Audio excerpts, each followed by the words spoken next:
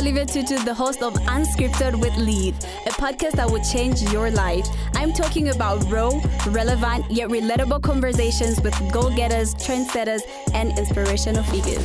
Another week, another episode. Welcome or welcome back to my podcast channel. My name is Vida, the host of this podcast. If you're new to the channel, don't forget to subscribe, and you're welcome. If you've been a consistent listener, thank you so much for joining in. Don't forget the vibe or the drill. Share this episode with two of your favorite people. Now, I'm super excited to finally have the lovely Vida Mwale. Hi. Hey, Olivia. Thank you for having me here. I'm okay. How are you? I'm good. I absolutely love Vida. I've loved our conversation. It's the first time that we're conversating post after meeting. Today is the first time we're really conversating. I told her the first time I met her and you don't remember, but it's all good. Now, I have a couple of questions to ask before we get into the actual conversation. Okay. Yeah.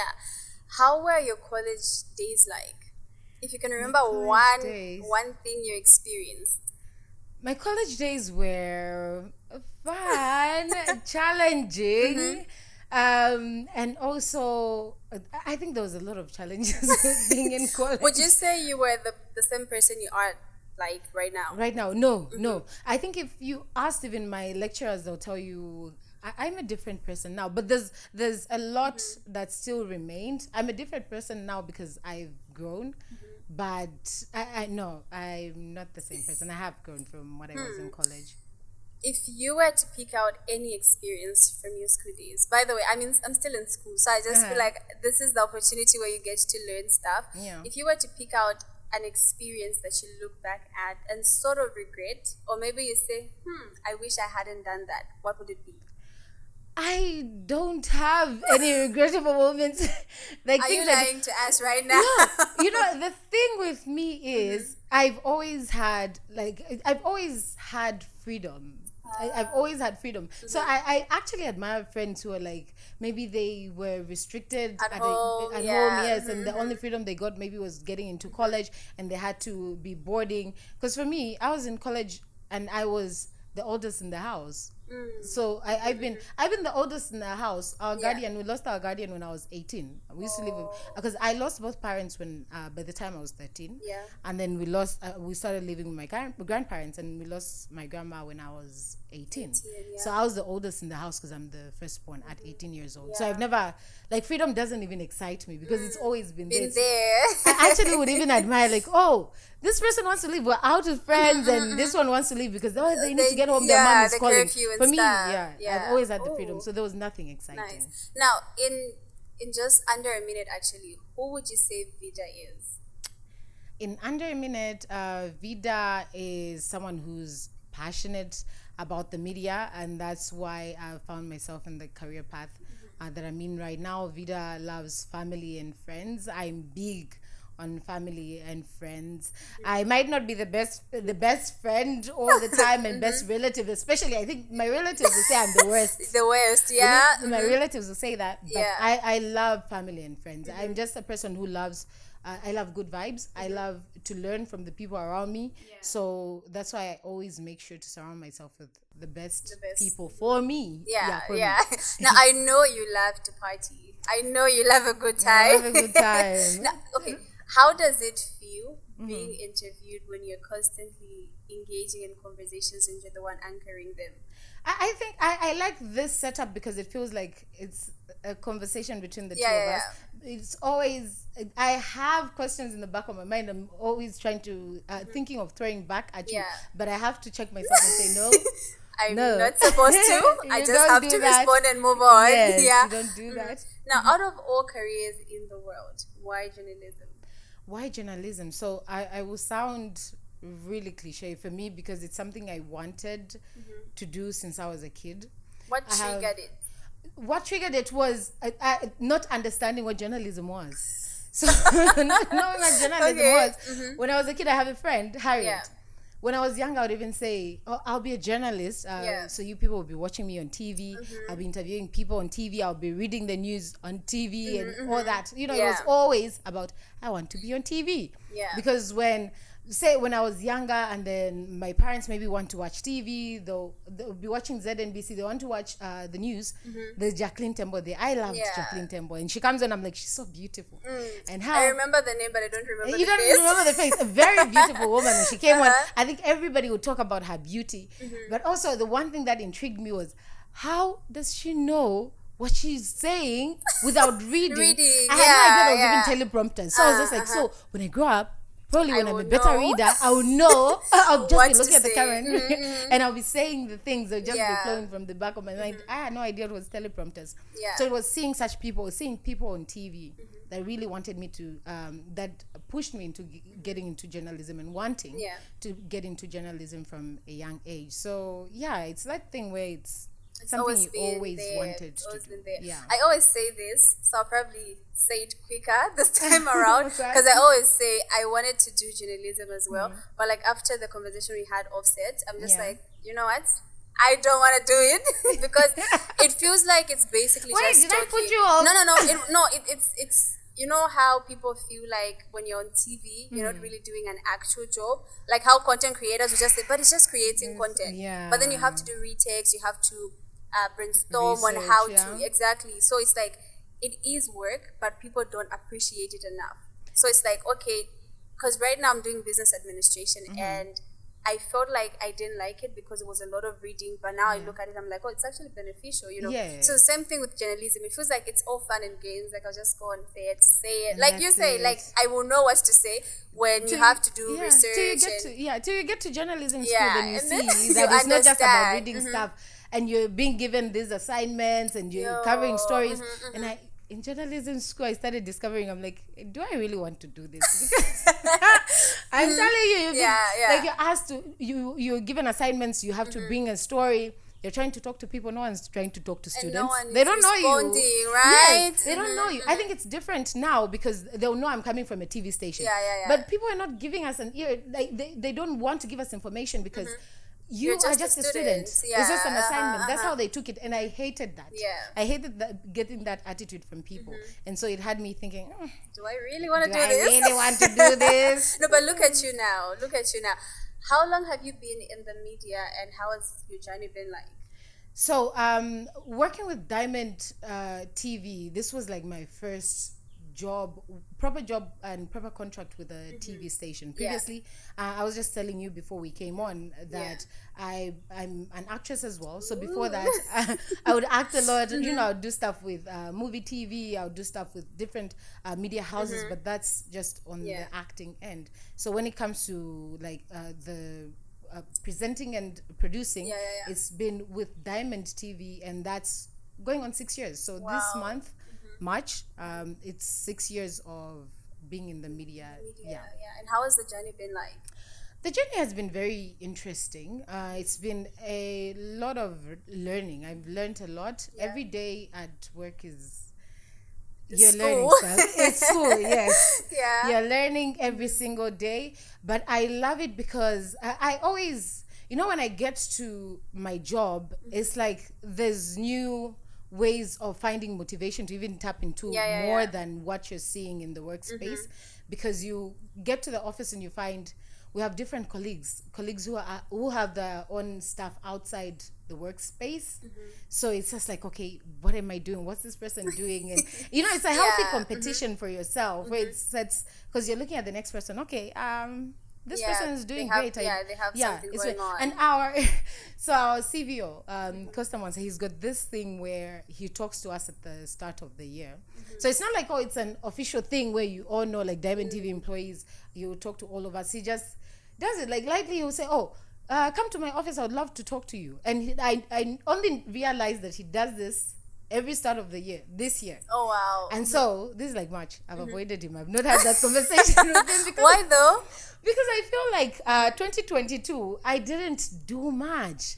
I planned a lot for my year, but I got off on a really bumpy start, and it sort of messed me up, the start of 2022. And maybe it's so because of the mindset I started it with. It was a negative mindset, and so the whole year just felt like such a waste.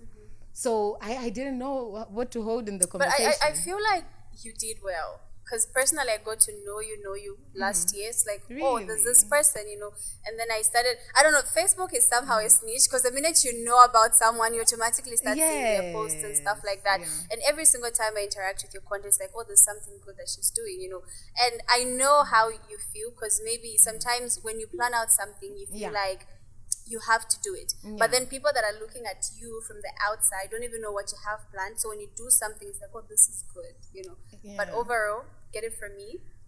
A job fun.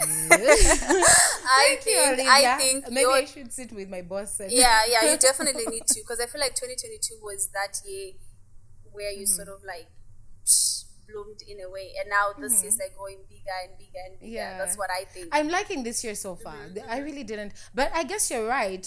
In that it always, sometimes it feels like, oh, starting a new year, you're starting on like a new page, but mostly it's continuation of what was left from the previous year. So maybe I did start something, and that's what's pushing me into this new year. Now, what's your favorite part about being in the media? My favorite part, I think it would be how easy it makes it for you to network. It makes it easy for you to network being in the media, because you already have this platform that's almost doing everything for you. Right? It's doing everything for you. All you need to do is just, just push it a little further for people to get to know you, or even tap into other things. I think that's been my favorite thing.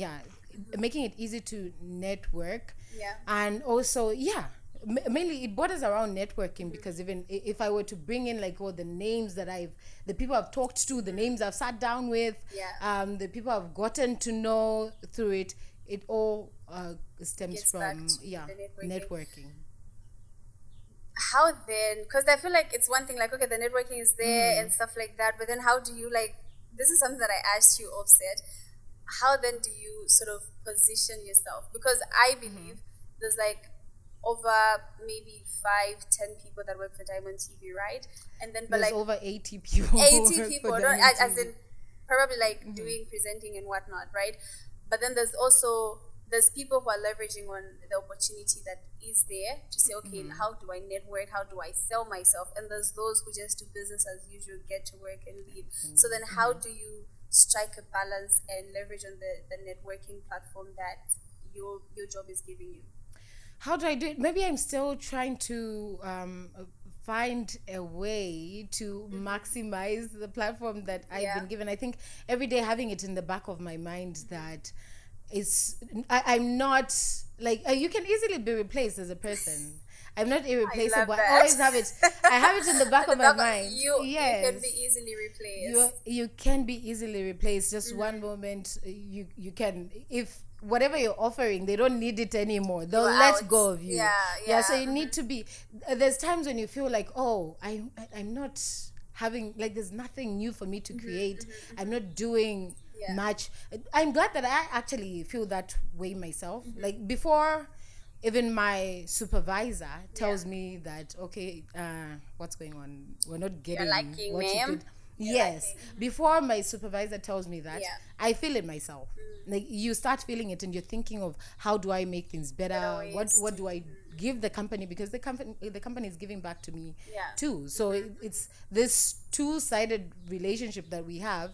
I always need to make sure I'm doing better, so that I'm not, just easily replaced. There's always, like, I deliberately said 80 people working at Diamond, because you never know. There could be one person you're seeing as a driver, tomorrow will be the producer or presenter. Yesterday you're seeing the person at the gate, you're seeing the person on TV. That's how things work. You just never know the plans that people have, and they could maybe strategically be placing themselves to take over your position, and you don't know because you're sleeping at the job. I love that. I absolutely love that, because it just sort of sets you up to know that everybody is creative. So the minute you lag behind, they hijack you, And also, you're a thing of the past. Then would have been, that one was on TV. That was used to be. Now, what's that one thing you feel sort of propelled you to aspire high in your career? Like maybe when you were still in high school, when you were in school? Because I feel it only takes one's desire or maybe a certain experience that sort of pushes you to want to aspire more in life. I wouldn't pick it from school. It's something that propelled me to want to just do better for myself. Yeah. I think maybe it's just life experiences. You always want to prove people wrong, right? Yeah. Like it's when others see a certain picture of you and they think you can't maybe achieve something, then you want to prove them wrong. That's what, yes, you want to prove them wrong, and that's what makes you even try to just do the best things for yourself. And it's experiences, I think, from what you'd hear. Sometimes friends will say, sometimes it's even family who will say that they don't expect that you do much for yourself. Maybe also because of situations you might find yourself in, and just trying to prove. I think there's no better motivation than trying to prove people wrong.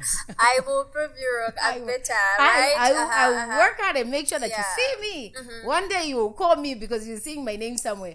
There's no better you on their status.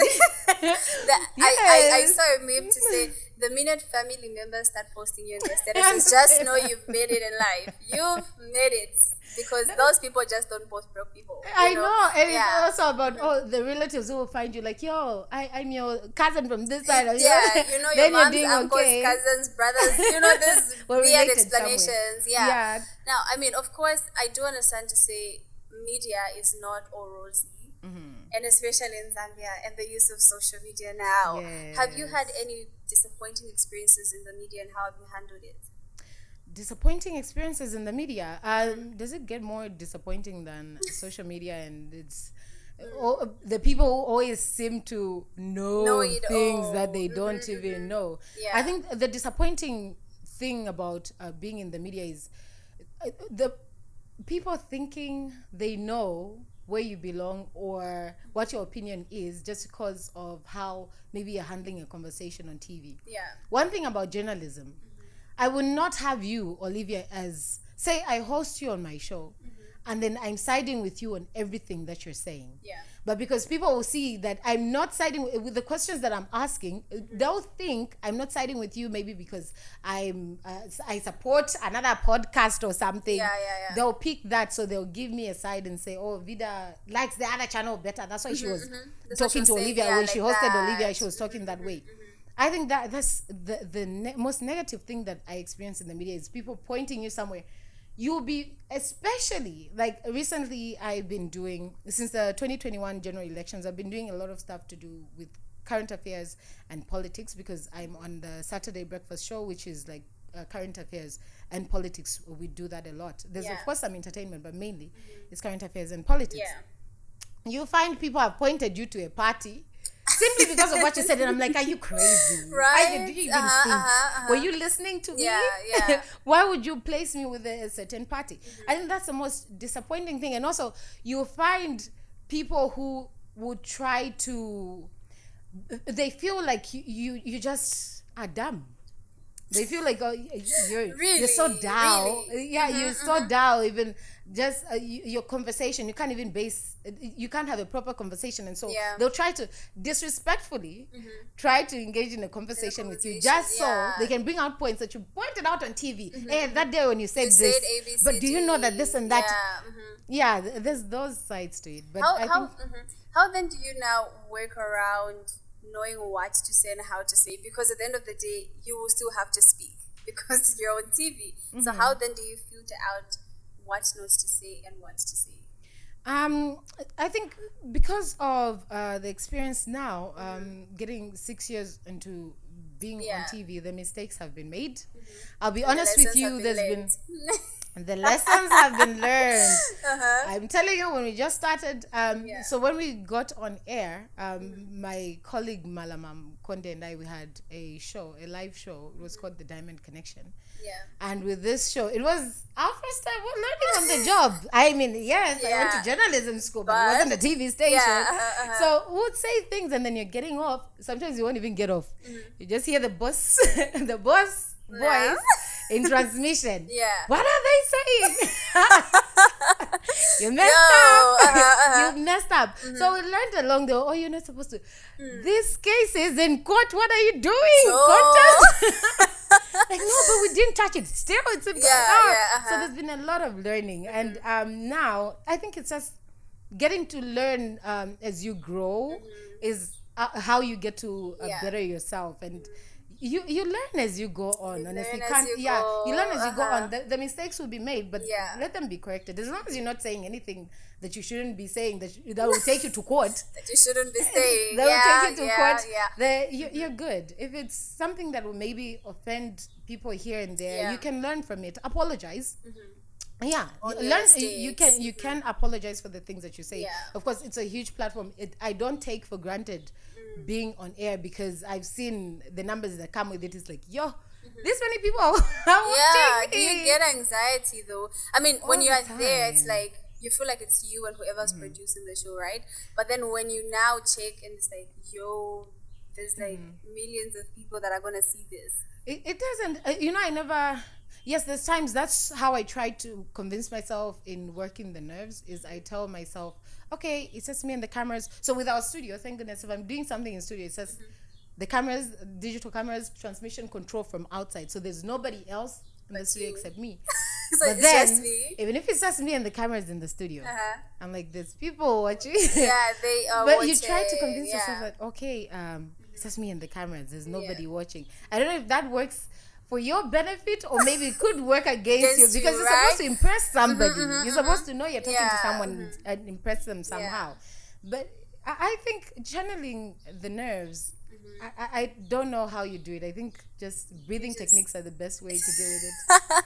But of breathing. course, Once you're breathing, you get you'll be shocked. Breathe in, breathe out. Yes. And the pep talks. And yes. then get on. You're good to go. Yes. Once you just learn to just calm your nerves before you get on, even if they're there when you start, somehow as you're going on, be it like an event hosting, be it on TV, it's a new show, it will go away. Just tell yourself whatever it is that you tell yourself. For me, I usually tell myself I'm comfortable being uncomfortable, so I'm always comfortable being uncomfortable. Because I'm hearing you say that, and I'm remembering the first time I ever recorded my podcast. Now, I was alone. I was alone in the room with my phone, but I was so nervous. I was sweating. I was too fast, and I don't know. It just felt like. And funny thing is, I think I only had about like maybe 20 people that listened to that. But just the thought of knowing to say, years later, someone can come back and listen to this. I was so scared, really. Now, is there a difference between like the types of nerves, like when you're recording in studio and when you're doing something live? Let's say you are hosting an event and there's like actual physical people and you can see them, those are the real nerves. That's real stage fright. I call it, it's actual stage fright. And that's why I really need to talk to myself properly and just breathe and have some time, and sometimes it helps to have friends around you that do this a lot. So when you have people around you that do it a lot, it's easier when they talking to you and they're telling you, so we have this and that. So you could start off with that. You could talk about this other thing. But it's, for me now, it's different when I'm in the studio, because that's been like my home now. I record from there. So it's easier if I'm doing an actual recording and I know, it's not going on air. Though I don't like to do retakes. So even if I know it's not going, I don't like retakes. We're doing it. I want us to just know and we're done.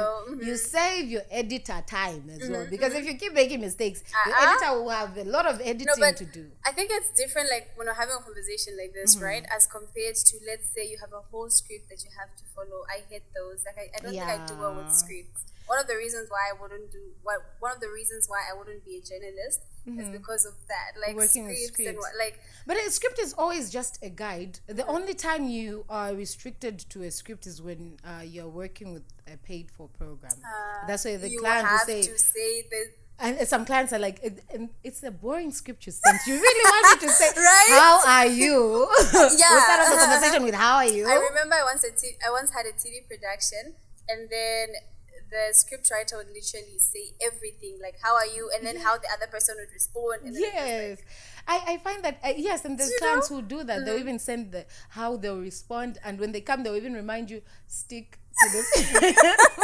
I'm like, okay, I'm glad you told me to stick to the script. Because once they don't mention stick to the scripts, there's follow-up questions that I'll bring in. But of course, while you're tuned into Unscripted with Liv, make sure you're sipping on some good cup of coffee, tea, water, juice, or whatever beverage best suits your needs. And don't forget to subscribe if you haven't done that. Now, you are a popular personality. What's your driving force in how you present yourself in the public? And how I present myself to the public? Honestly, I just do me. I just do me. I'm not putting pressure on myself for anything. I'm not, like, even just presenting myself to the public. Sometimes it could, in the days of social media, that's also presenting myself to the public. I don't put too much pressure on myself. Right? I honestly just do what I want to do. It's with what I post, what I want to wear. I wear what I want to wear. I've noticed that, like, you throw in a little bit of some memes here and there, like you would give your opinions and stuff like that. Now, you're becoming a household name, right? And you are literally building a brand, whether it's subconsciously or you're aware of it. What advice would you give to someone with regards to, like, brand building, like personal brand building, especially on social media? I think the best is talk to people. You can't do it on your own. If you want to do it on your own, you can go to the University of YouTube, but always do research on whatever brand you're trying to create for yourself. Talk to someone. There's always somebody who's been doing it and know their way around that field. Talk to them on how you can just better say your content, better your content. You can better reach an audience. Whatever it is, whoever looks like they are doing something similar to what you're doing, don't look at it as competition. See how maybe even you can collaborate with those people. Even learn from them. Look for someone. Learning, you can't stop learning. Every single day, you cannot stop learning. Learn every single day. Just having an open mind, right? Now, I have some personal questions that I probably didn't include in the script. Okay. Okay. First of all, I want you to clarify this on air because a lot of people, like when I was telling my friends, say, I'm having a conversation with Vide, they're like, the one that's dating Jonah. So, are you in a relationship with Jonah? No. Just for my peace sake? No. I am not in a relationship with Jonah. But are you dating? We are not dating. No, we are not. Of course, the relationship him and I share is friendship. That's the relationship we have. We have a special type of friendship. And honestly, yes, very special. Because Jonah, not special in that way. Jonah is one of my closest friends. So I don't think there's anything. Is there anything about me that he doesn't know? Nothing. And that's unattractive. I think it's because I'm very unattractive to Jonah. I think I'm very unattractive because I'm that honest with him. He's that friend that I'll trust. I know that he will not be judging me if he has something to say. Even if it's something that others will say, would think would be offensive, because there's times when even our colleagues will hear him say something to me and they're like, Jonah, you're talking to a girl, don't say that. And he's just like, this is Vida. You don't know what she says to me. You don't know what she says to me. So that's how special my friendship is with him. We literally talk about everything and anything. So no, there's no room there for dating. But are you in a relationship? Are you seeing someone? Are you in a talking stage? I think I'm talking to someone. Are you sure? You think? I think I'm talking to someone. Right now, as we do this, I'm talking to someone. So I don't know about tomorrow, because things change in an instant. Things change in an instant. So, right now I am talking to someone. Now, I've heard people say you have a kid. And this is something that we want to know. As your fans, do you have a kid? Is it rumors? Is it not? I usually say I do have a kid. Well, she's not biologically mine, so she's my sister's daughter. But even when you find her with me, she thinks I'm her mom. So, like I told you, I'm the firstborn in my family. My sister is the lastborn. So she has a daughter who just turned 4 in February. The girl calls me mommy, so I'm her mom, and she calls my sister by her name. Whoa. So everybody, even in the family, like my aunties would be like, her name is Nkole. I named her after my mom. Well, her dad gave her the first name, but I named her after my mom, so everybody calls her Nkole because Nkole was my mom's name. So she is my kid. That's the one people will tell you, that's Vida's kid. Yeah, that's my kid. Now, what does the future then look like for Vida? What does the future look like for Vida? I think in the media, I hope to continue. Before we came on, you were asking me if I would want to be with Diamond TV, like say in even 5 years. Yeah, 5-10 years. I think for me, I do want to stay in the media. I do still want my face to be somewhere. Maybe it might change from now, because I feel like I'm always changing. There's things I like something today, I might not like it tomorrow. But for now, how I feel is I want to stay in front of the camera and behind it. So I don't know if maybe in 5 years I'll feel like I'll more want to be behind the camera. For now, I still want to be in front of the camera. But not just that. I want to get back the entrepreneurial side to me. So it's away from... I know many people are big on media entrepreneurship. There's big money in media entrepreneurship. But for me, as somebody who has been in the fashion industry in terms of... I was running a boutique before. I'd love to get back into that space, which I'm working on right now. Is getting back into just, the clothes business, because I love clothes, I love fashion. So that's touching that entrepreneurial side to me, but still remaining, still keeping the name in. I don't want to be that girl who used to be on TV. Kudada. She used to. You remember her? Oh, yes, that's the one. No. Do you want to go back into acting? Are you looking at big roles? With acting, I'm always open. I tell filmmakers this: if we can work with my schedule at Diamond, yes, I say schedule. You won't get me to say schedule. I say schedule. Which one is the correct pronunciation, though? Many people will correct me like, "Oh, it's schedule." I'm like, schedule. I say schedule. Yeah, I say schedule. Okay. Yeah. So I always say, if somebody wants to work with me, I'm open to working around my work at Diamond, so it shouldn't be affected because that's my main job. So whatever I'm doing on the side has to, it needs to work around it. Yes, it shouldn't affect my work around Diamond. So even with the roles that I'm given now, it's usually supporting roles. Wait, which movie are you in? No, not a movie. The last series I was in was Amoye on Zambezi Magic. Yeah, so I had a supporting role. I was playing Kasewe. And then, because it came to an end. Amoye came to an end. So that was the last project I did with Zambezi Magic. I'll have to check it out. Now, you should. I was a bad wife. I was so glad they gave me some. I feel like I usually get, with my acting, because I've been acting since like 2011. I usually get really nice roles, like, she's such a nice person. So I love that my character started off really nice, and then only for people to discover later that I was the one who killed my husband. I'm like, thank you, Tosia, thank you. And I don't tell them yes. No, but I think you would do well in the sassy roles. In the sassy roles. I've gotten those before. Yeah, but like sweet, nice, Vida. They always give me that. It's always the sweet roles, like, a nice mom and whatever, a wife.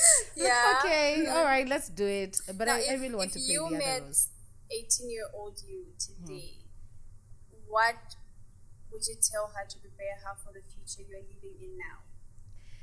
18-year-old me? I would tell her to start looking into financial literacy.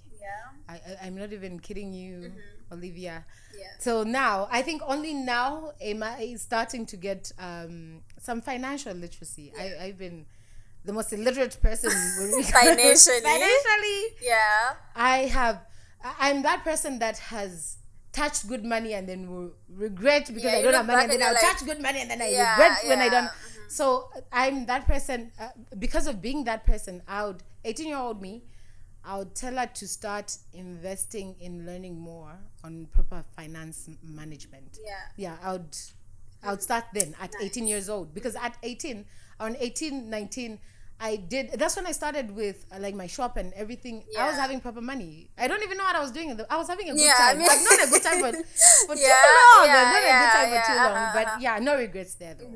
I totally get you, and I think that's one of the things that I'm thankful for, that I was able to wrap my head around financial literacy. Very important. I haven't had a lot of money yet, but like the little money that I've had, I'm like, how did I spend that? Where did it go? But I actually love that. I'm pretty sure I would tell my 18-year-old that. Because I'm now 20 something. So yes. And just even now, just continue at it. Proper finance with finances, proper management with finances is very important. I think it's a message that people need to hear all the time. We can't be living in regret. It's like entertainment. entertainment. Yes, we were in entertainment thinking, oh, okay, I'm okay with this job. Every day I'll be getting gigs. Gigs sometimes disappear.